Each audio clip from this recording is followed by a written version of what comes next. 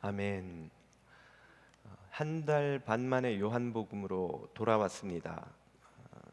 한 달 반 전에 요한복음 12장까지를 함께 읽었었죠. 이제 오늘 본문 13장부터 2부가 시작됩니다. 요한복음을 간단하게 요약해 보면 1, 2, 3부로 나누는데요. 1부는 1장부터 12장까지 예수님의 공생애를 소개하죠. 2부는 13장 오늘 읽은 본문부터 17장까지 예수님의 마지막 고별 설교를 길게 소개합니다. 그리고 마지막 3부가 18장부터 21장까지 예수님의 순환과 죽으심 그리고 부활을 소개하는 것으로 요한복음이 끝납니다. 오늘 읽은 본문은 예수님의 고별 설교가 시작되는 대목인데요.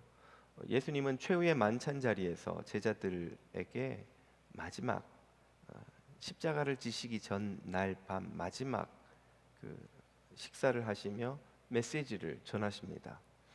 예수님은 십자가를 지시기 전까지 얼마 남지 않은 그 짧은 시간을 무엇에 쓰셨을까요? 사람은 자신에게 주어진 돈과 시간을 어디에 쓰느냐를 보면 그가 어떤 부류의 사람인지가 드러나죠. 예수님은 어떤 분이신가? 이 대목에서 드러납니다. 1절을 보십시오.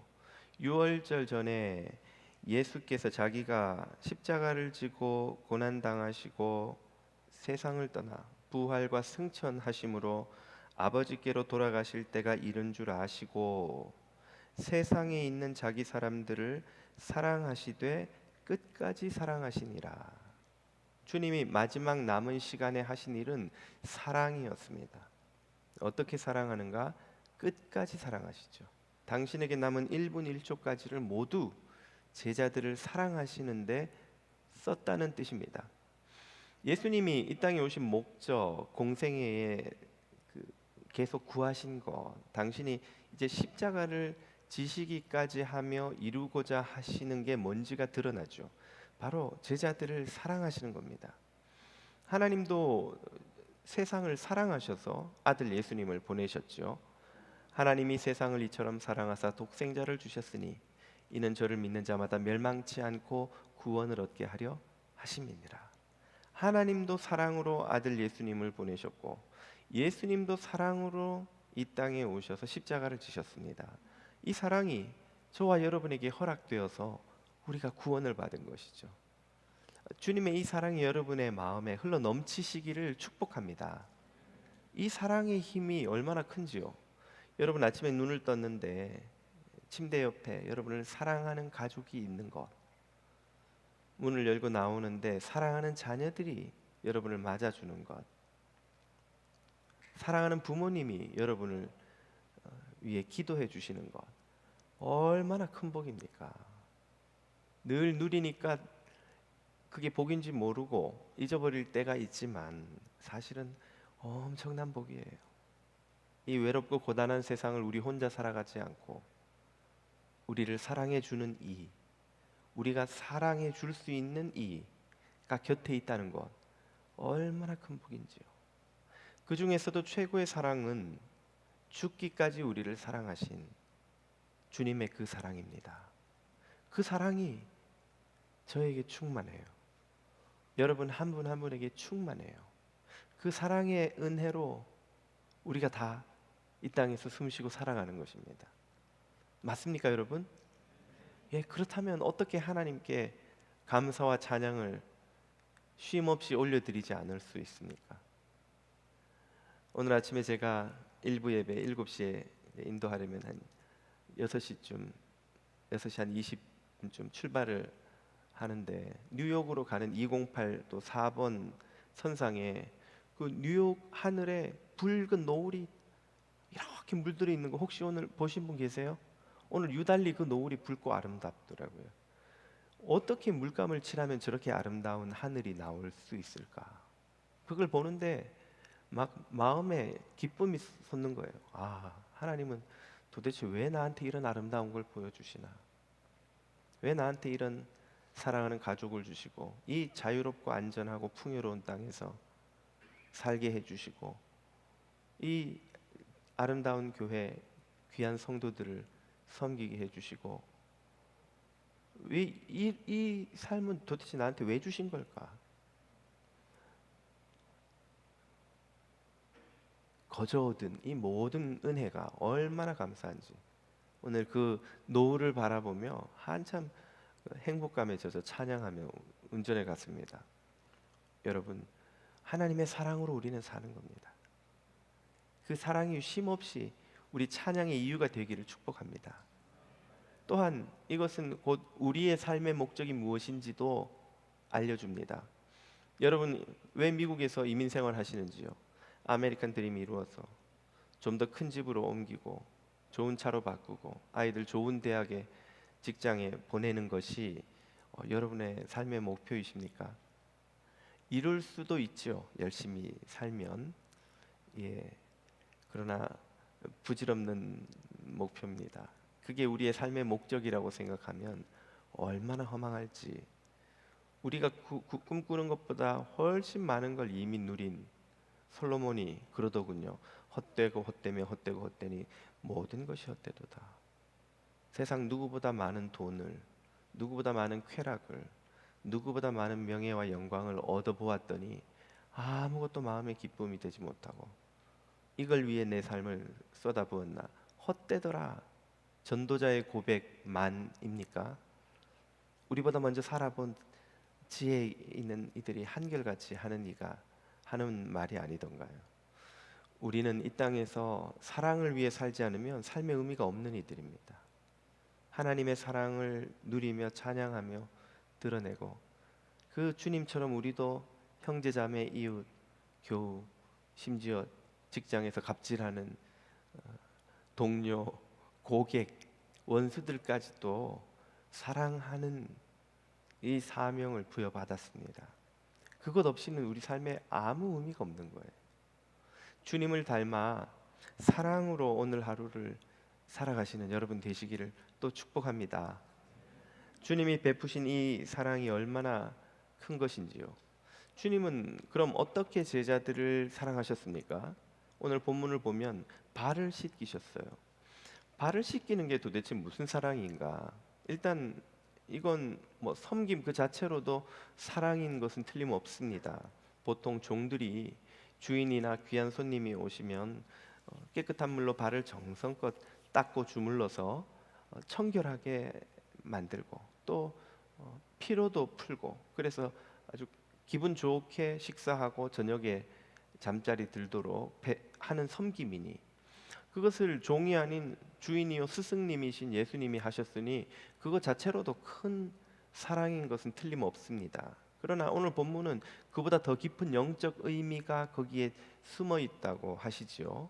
그게 무엇인지를 본문 8절이 이렇게 말씀하십니다. 베드로가 이르되 내 발을 절대로 씻기지 못하시리다. 예수께서 대답하시되 내가 너를 씻어주지 아니하면 네가 나와 상관이 없느니라. 발 씻기는데 뭐 상관이 있고 없고가 이게 무슨 뜻일까? 발 안 씻겼다고 예수님이랑 제자들이 남남이 된단 말인가? 이것은 예수님의 발을 씻기는 걸 넘어서서 그 제자들의 죄를 씻겨 주시는 은혜가 있다는 뜻입니다. 예수님의 이 발 씻기는 행위는 이제 내일 아침에 십자가를 지시고 보혈을 흘리심으로 제자들의 발을 씻겨 주시리라는 그 사랑의 섬김을 예고하는 상징하는 것이에요. 그러므로 예수님의 진짜 사랑은 무엇인가? 예수님이 진짜 제자들을 사랑하셔서 주고자 하는 선물은 무엇인가? 바로 죄 씻음, 속죄의 은혜입니다. 내가 너의 죄를 씻기지 않으면 너는 나와 아무 상관이 없다 그 뜻이에요. 네가 나의 보혈의 이 고난의 보혈로 너의 죄를 씻김 받지 않으면 너하고 나하고는 아무 상관이 없다 이 말이에요. 오늘 우리가 이 교회를 몇십 년을 섬겼든지 무슨 직분을 받았고 무슨 사람들의 인정을 받든지 상관없이 예수님의 보혈로 씻김 받지 못한 이는 예수님과 아무 상관이 없습니다. 그저 교회 다니는 사람일 뿐인 거예요. 하나님의 자녀 예수 그리스도의 제자는 예수 그리스도의 십자가로 죄 씻김을 받은 은혜를 반드시 누려야 합니다. 이것이 진짜 선물이요, 진짜 사랑이요, 최고의 선물입니다. 여러분, 그리스도의 보혈이 여러분의 죄를 씻기신 이 은혜, 이 선물을 모든 성도들께서 받아 누리시기를 축복합니다. 예수 그리스도의 보혈은 우리를 씻기되 어떻게 씻기시는가? 우리의 신분을 깨끗이 씻기시고, 첫째. 두 번째로 우리의 성품을 깨끗이 씻기십니다. 신분도 바꾸시고 성품도 바꾼다, 그 말씀이에요. 어떻게 신분을 바꾸고 또 어떻게 성품을 바꿀까요? 예수님은 이어서 베드로가 이해할 수 없는 아리송한 수수께끼 같은 말씀을 하세요. 10절을 보십시오. 이미 목욕한 자는 발밖에 씻을 필요가 없느니라 온몸이 깨끗하니라. 베드로가 머리도 씻기고 손도 씻기고 온몸을 다 씻겨주세요 했더니, 야, 너희는 이미 목욕했어, 깨끗해. 그럼 뭐만 하면 되냐? 지금 발만 씻으면 돼. 자, 여기서 목욕한 건 뭐고 발만 씻는 건 또 뭘까요? 목욕했다는 것은 예수님의 보혈로 그들의 신분이 깨끗하게 변화되었다는 뜻이죠. 이 원리를 예수님이 요한복음 13장에 뒤로 가서, 뒤로 가는 게 아니죠.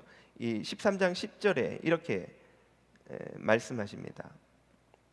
죄송합니다. 15장에서 이렇게 말씀하세요. 너희는 내가 일러준 말로 이미 깨끗하여졌으니. 이게 목욕한 상태를 말하는 거예요. 어떻게 되었다? 이미 깨끗해졌다. 무엇으로?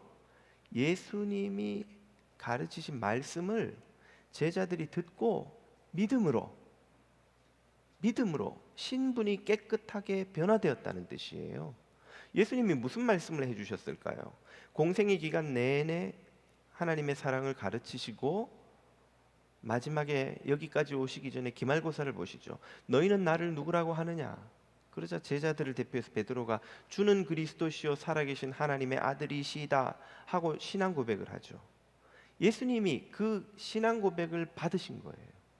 너희는 내가 일러준 말, 내가 하나님으로부터 온 메시아요 하나님의 아들인 것을 믿었고 내 안에 생명이 있다는 것을 너희가 믿었고 받아들였기에 이제 내가 내일 아침에 십자가를 짐으로써 이룰 속죄 제사의 효력이 이미 너희에게, 아직 일어나지 않은 사건이지만 일어날 사건의 그 속죄 제사의 효력이 이미 너희에게 허락되었다, 그 뜻이에요.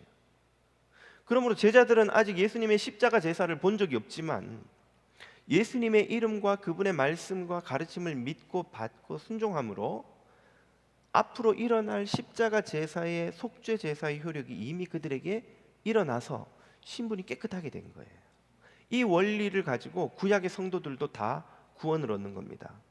가끔 교인들이 그런 질문을 해요. 구약의 성도들은 예수님의 이름을 들은 적도 없고 믿은 적도 없는데 주의 이름을 불러야 구원을 얻잖아요. 예수님의 이름을 듣고 십자가를 믿어야 구원을 얻는데 구약의 성도들은 들은 적도 없는데 어떻게 믿습니까? 구약의 성도를 대표하는 아브라함이 어떻게 구원을 얻었는지를 보면 되지요. 예수님은 요한복음 8장에서 아브라함에 대해 이렇게 설명하시죠. 너희 조상 아브라함은 나 예수의 때 볼 것을 즐거워하고 하다가 보고 기뻐하였느니라. 아브라함이 언제 예수님의 이름을 들었고 기다렸고 보았고 기뻐했지? 구약에는 아브라함이 여호와 하나님의 말씀을 듣고 믿고 그분을 기뻐했다고 나와요. 예수님은 그 하나님의 말씀을 믿고 들은 아브라함의 믿음을 이제 2000년 후에 일어날 예수님의 십자가 속죄 사건을 듣고 믿는 것으로 인정해 주신 겁니다. 그래서 그 2000년 전에 있었던 성도들의 죄 사함도 2000년 후에 있을 예수님의 십자가 사건을 통해서 속죄 제사가 일어나 버린 거예요. 예수님의 보혈은 인류의 모든 과거의 죄, 현재의 죄, 미래의 죄까지 다 씻는 능력이 있기 때문입니다. 바로 이 의미에서 예수님은 제자들이 아직 예수님의 십자가 속죄 사건을 본 적이 없지만 예수님의 말씀을 믿고 그분을 따르는 과거에 지금까지 예수님이 가르친 말씀에 대한 그들의 믿음의 반응으로 신분이 깨끗게 되었다, 그 뜻이에요. 깨끗해졌다. 신분이 하나님의 사람으로 변화되었다. 더 이상 마귀에 속하지 않고 하나님에게 속한 하나님의 자녀로 너희들의 신분이 변화되었다. 이게 바로 목욕해서 깨끗해졌다는 뜻이죠. 그러면 지금 발을 씻기는 건 또 무슨 의미입니까? 목욕한 사람은 발밖에 씻을 필요가 없다고 하시잖아요.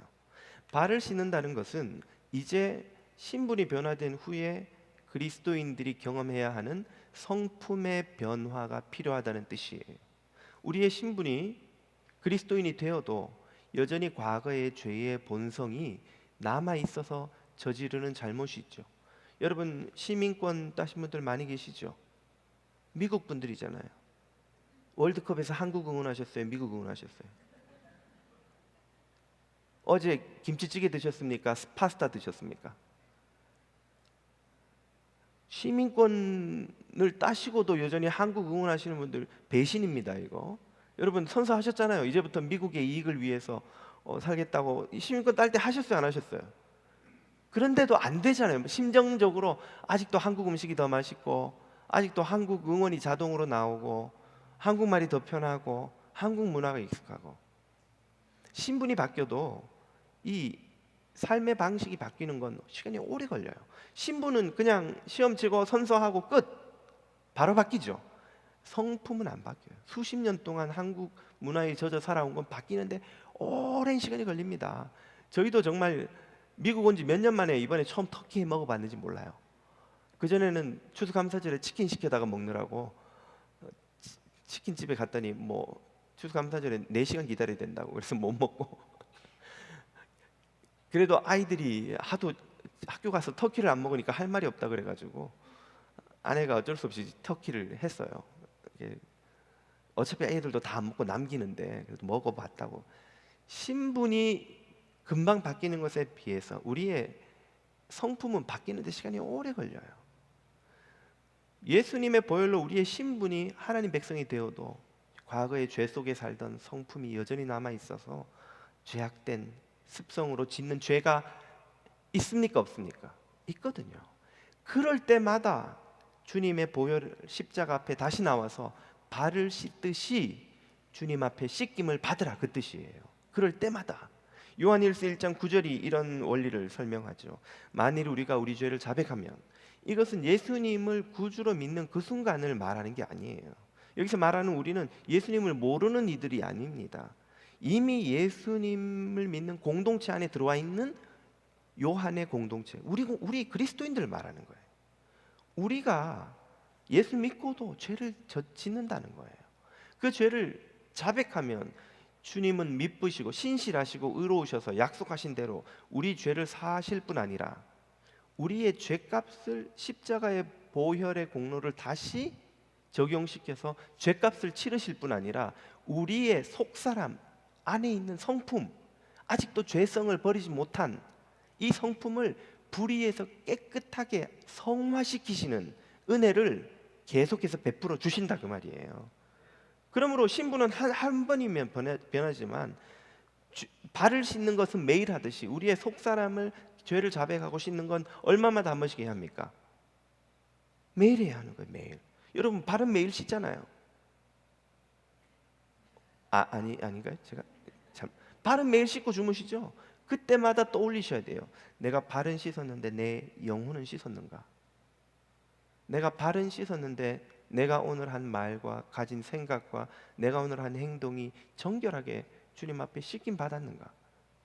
다 발을 씻듯이 우리의 마음도 주님 앞에 내려놓고, 주님, 제가 주님 뜻을 따르지 않는 생각과 말과 행동이 있으면 씻어 주십시오. 시편에 나의 입술의 모든 말과 나의 마음의 묵상이 주께 연락되기를 원하는, 제물이 되려면 깨끗해야 돼요. 내 입술의 말과 마음의 생각에 깨끗지 않은 게 있으면 주님, 다시 주님의 보혈의 은혜로 씻어 주십시오. 그렇게 매일매일 주님 앞에 나와 발을 씻으면 주님의 보혈의 능력이 우리의 속사람까지 씻어서 날마다 주님을 닮아가는 성화의 열매를 맺게 해주신다는 뜻이에요. 네. 이걸 부정하거나 부인하거나 혹은 게을리하면 문제가 생깁니다. 대표적인 잘못된 가르침, 우리 한국 교회를 한때 크게 위협했던 구원파의 교리가 그래서 정죄되는 거예요. 구원파에서는 구원 후에 죄를 지어도 그건 죄가 아니다. 왜? 예수님의 십자가로 이미 과거, 현재, 미래 죄가 다 씻김 받았으니까 내가 예수 믿은 후에 도둑질을 했어. 그러나 이 죄는 이미 씻긴 거야. 이건 죄가 아니야. 그렇게 가르치죠. 요한일서 1장 8절은 뭐라고 말씀하십니까? 만일 우리가 죄가 없다고 말하면 스스로 속이고 또 진리가 우리 속에 있지 아니할 것이요. 진리와 멀어진다는 뜻이에요. 생명과 멀어진다는 뜻입니다. 우리가 부정하고 숨긴 죄가 그걸로 끝나지 않고 자라나서 우리를 진리로부터 분리시킬, 진리로부터 떨어뜨리는, 영생으로부터 멀게 만드는 위험한 상황에 이르게 할 수도 있다는 거예요. 욕심이 잉태한즉 죄를 낳고 죄가 장성한즉 사망을 낳느니라. 죄의 특징은 뭡니까? 자란다는 거예요. 자란다는 거예요. 장성. 죄는 그대로 남아 있지 않아요. 우리가 어떤 나쁜 생각이나 습관이나 말이나 행동을 하더라도 그걸 내버려 두면 그건 계속해서 자랍니다. 자라서 우리를 멸망에까지 이르게 하는 거예요. 그러므로 주님이 발을 씻기시면서 너희가 몸은 깨끗하여졌지만 발은 계속해서 씻어야 돼. 내가 너희를 씻어주지 않으면 너희가 나와 상관이 없어. 그렇게 말씀하신 거예요. 오늘 사랑하는 성도 여러분, 예수님의 보혈로 다 씻김받아 목욕하여 깨끗해진 줄로 믿습니다. 거기에서 멈추지 마시고 우리의 영혼이 날마다 발을 씻듯이 예수님 앞에 나가 정결케 되는 경건의 시간, 기도의 시간이 여러분에게 있기를 또 축복합니다. 그래서 주님을 매일매일 닮아가는 것이야말로 우리 성도의 삶의 복이죠. 예. 매일 더 깨끗해지는데 얼마나 그게 복된 일입니까, 여러분? 염치 없어요? 염치 없는 게 회개예요, 원래. 염치 없다 생각지 마시고 십자가 앞에 매일매일 나아가야 합니다.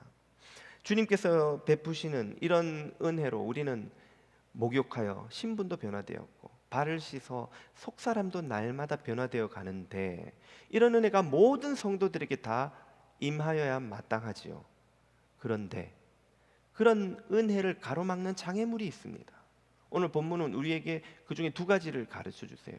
첫 번째는 베드로에게 나타난 겁니다. 바로 무모한 열정입니다.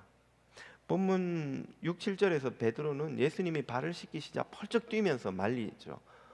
주님, 주께서 어떻게 내 발을 씻으십니까? 말이 안 되잖아요. 이거는 종들이 하는 건데 안 됩니다. 이거 하지 마세요.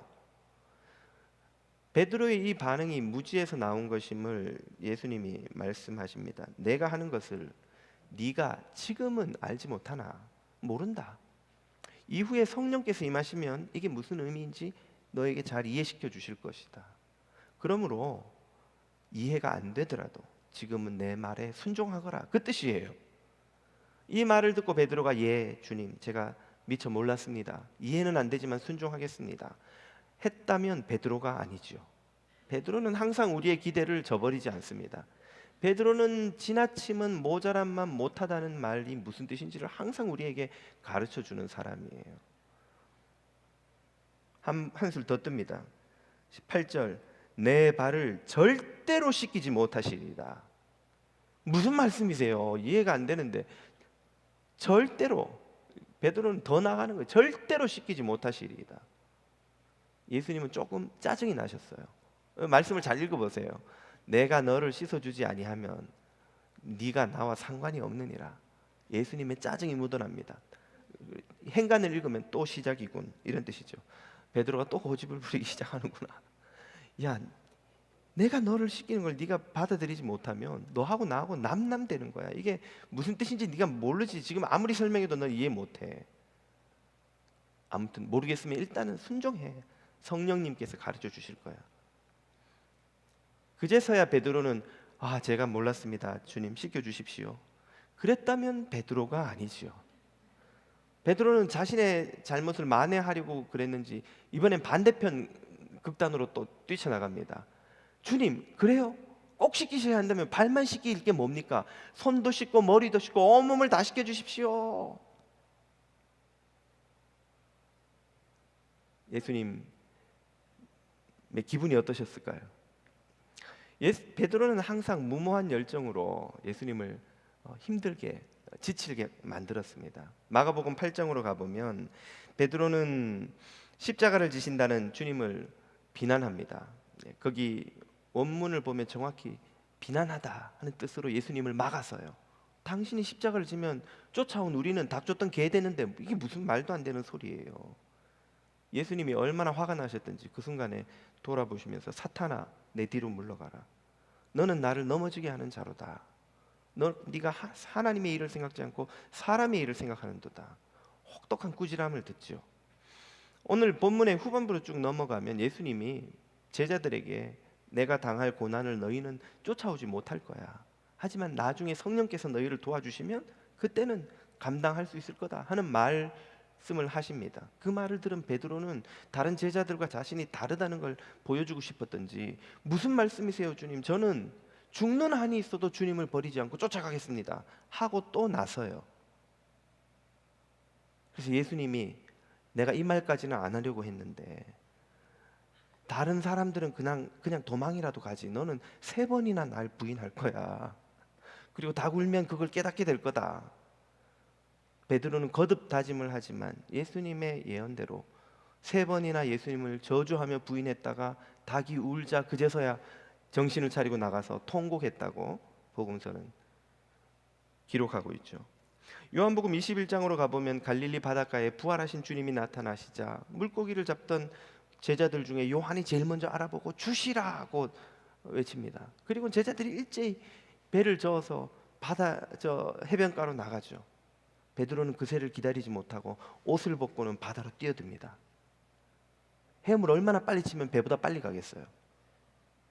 그러나 베드로는 자기는 다른 제자들과 다르다 이걸 보여주고 싶었는지도 모르겠어요. 이렇게 사역 내내 공생의 내내 베드로는 무모한 열정으로 예수님에게 요즘 말로 하자면 스트레스를 주죠. 그래서 예수님은 베드로를 위해 기도를 많이 하셔야 했습니다. 예수님이 누가복음 22장에서 이런 말씀을 하시죠. 시몬아 시몬아 보라 너의 그 무모한 열정 그 통제되지 않는 성격이 사탄이 너희를 밀가부로 하려고 요구하는 사탄에게 틈을 주는 약점이지만 그래서 내가 너희를 위하여 내 믿음이 떨어지지 않기를 기도를 많이 했다 이 뜻이에요. 내가 기도했다. 그래서 하나님의 은혜로 성령님의 역사로 너는 실패할 것이지만 돌이켜서 다시 형제를 세우는 사도로 쓰임받을 수 있게 될 것이다. 우리는 흔히 열정은 다 좋은 것 아닙니까? 생각하기 쉽지만 열정은 불과 같아서 오븐 안에 있으면 많은 요리를 해내는 아주 유용한 도구가 되지만 오븐 밖으로 나오는 순간 집을 태우고 사람도 해칠 수 있는 위협이 되는 것이죠. 우리의 열정도 마찬가지입니다. 사람의 모든 열정은 성령의 지혜와 겸손으로 다스림을 받아야 합니다. 성령이 다스리지 않는 열정은 인간의 자기의를 드러내는 흉기가 되는 거예요. 자기를 높이느라 형제자매 이웃을 해칠 수도 있는 무모한 열정이 되지요. 이 베드로의 무모한 열정보다 더 위험한 장애물이 또 하나 본문에 등장합니다. 그것은 가롯 유다를 통해서 드러나는 마귀의 생각입니다. 본문 2절을 보십시오. 마귀가 벌써 시몬의 아들 가롯 유다의 마음에 예수를 팔려는 생각을 넣었더라. 가롯 유다의 마음에 마귀의 생각이 들어왔어요. 그것은 예수를 팔자. 이 일이 예수님을 진작부터 싫어했던 바리새인이나 서기관, 종교 지도자들에게 일어났다면 그러려니 할 텐데 그 생각에 사로잡힌 사람이 누구입니까? 유다예요. 예수님의 12제자 중 하나. 이게 왜 충격입니까? 예수님이 얼마나 신중에 신중을 거듭하시며 이 12제자를 세웠는지 모르기 때문이죠. 복음서에는 예수님이 철야기도 했다는 표현이 딱 2번밖에 안 나와요. 그 중에 한 번이 십자가를 지시기 전날 밤 겟세마네 동산에서 밤을 새워 기도하신 거죠.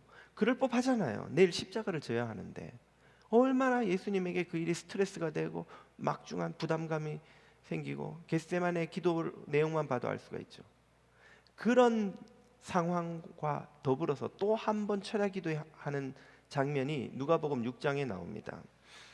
이때 예수께서 기도하시러 산으로 가사 밤이 새도록 하나님께 기도하시고, 아니 도대체 무슨 큰일이 있기에 겟세마네 동산에서 밤샌 것처럼 그렇게 기도를 하시는가? 딱 두 번밖에 안 나오는데, 날이 밝음에 그 제자들을 부르사 그 중에서 12를 택하여 사도라 칭하셨으니, 예수님이 밤을 샌 이유가 이거예요. 12명을 세우려고. 누구를 12명으로 세우느냐?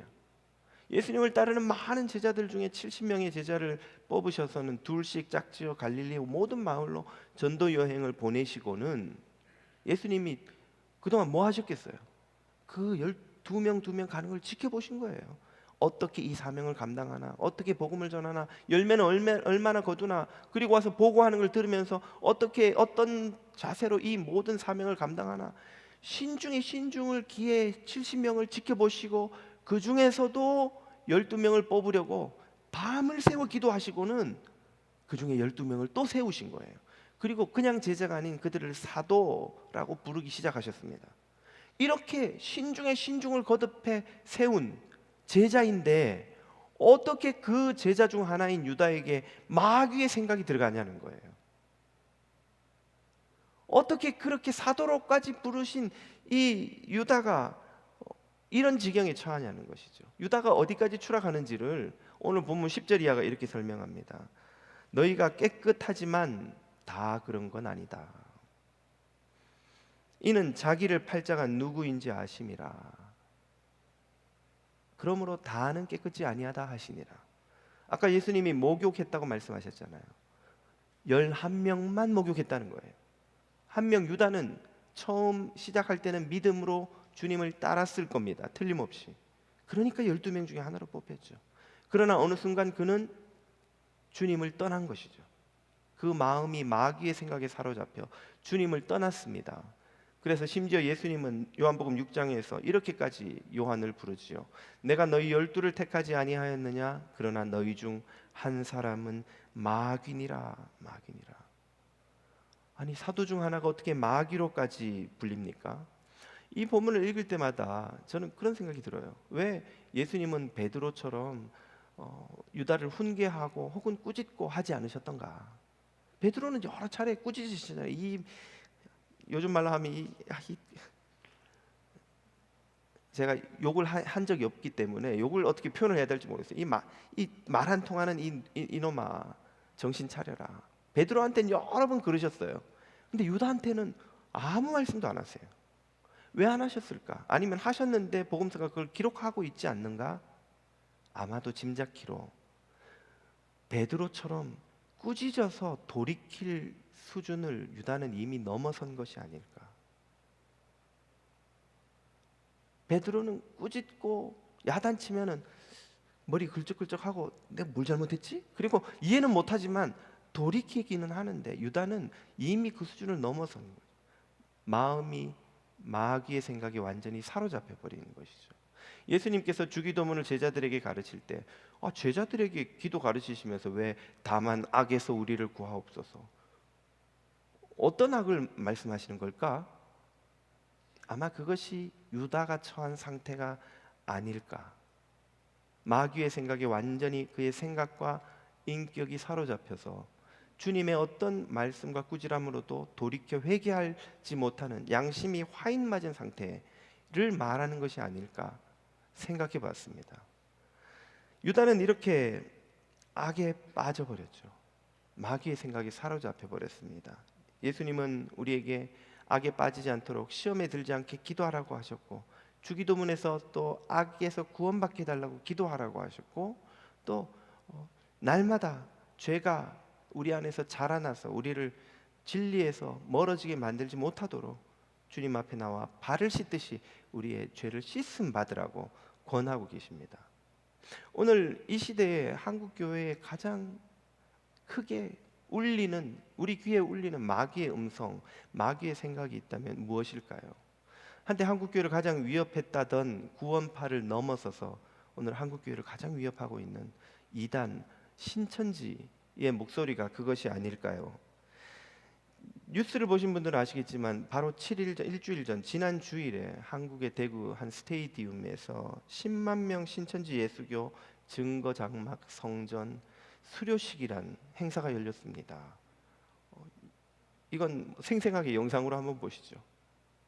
대구에서 10만 명 넘는 신천지교회 교인이 참가한 종교 행사가 열렸습니다. 많은 사람이 모인 만큼 안전사고와 코로나19 확산 우려가 있었지만 대구시는 막을 법적 근거가 없다며 집회를 허가했습니다. 보도에 오태인 기자입니다. 학사모와 가운을 입은 사람들이 길게 줄을 늘어서 차례대로 운동장으로 들어섭니다. 서로 약속을 한 듯 비교적 질서정연하게 줄을 맞춰 이동합니다. 대구에서 열린 신천지 교회 수료식에 입장하는 교인입니다. 참석 인원만 10만 6천여 명.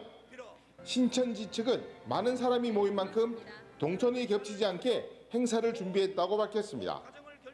또 질서관리 요원을 배치해 안전관리에 힘쓰고 코로나19 같은 감염병 관리에도 힘썼다고 설명했습니다. 저희는 성도님들은 4시간에 걸쳐서 이제 다 들어오기 인원 분산 때문에 저희가 안전 스태프들도 그 정도로 많이 한 15,000명 정도 이렇게 준비가 되고 그다음에 관공서에서 다 오시고 뭐 저희랑 같이 상황실도 같이 운영을 하거든요. 네, 10만 명이 모인 이 집회는 단일 교단 기준으로는 사상 최대 규모의 집회라고 뉴스가 보도하더군요. 이 10만 명이 신천지 전체 교인 집회가 아닙니다.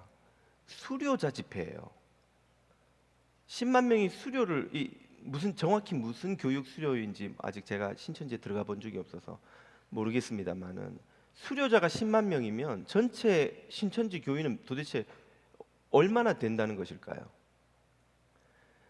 이단 연구소에서는 이 신천지의 교세가 팬데믹으로 전혀 거의 줄지 않았고 오히려 포교 방법이 더 교묘해졌다고 합니다. 예전에 대구에서 벌어진 사태로 대국민 이미지가 너무 많이 나빠져서 훨씬 더 은밀하게 포교하는 방식을 택하고 있다는 건데요. 보통 교인 50명당 1명 정도 규모로 신천지가 기성교회에 침투해 있다고 합니다. 얼마 전에 사랑의 교회에서는 180명 신천지 교인의 명단을 확보해서 그러니까 사랑의 교회에 들어와 있는 그 180명의 명단을 확보해서 주부에 경고한 적이 있어요. 이분들은 교회를 떠나시든지 아니면 개종하시고 기독교인으로 회개하시고 개종하시라고 그렇게 한 적이 있고 여러 한국에 있는 특히 대형 교회들에 들어와 있는 많은 신천지인들에 대한 이 사례가 지금 뉴스로 보도되고 있습니다.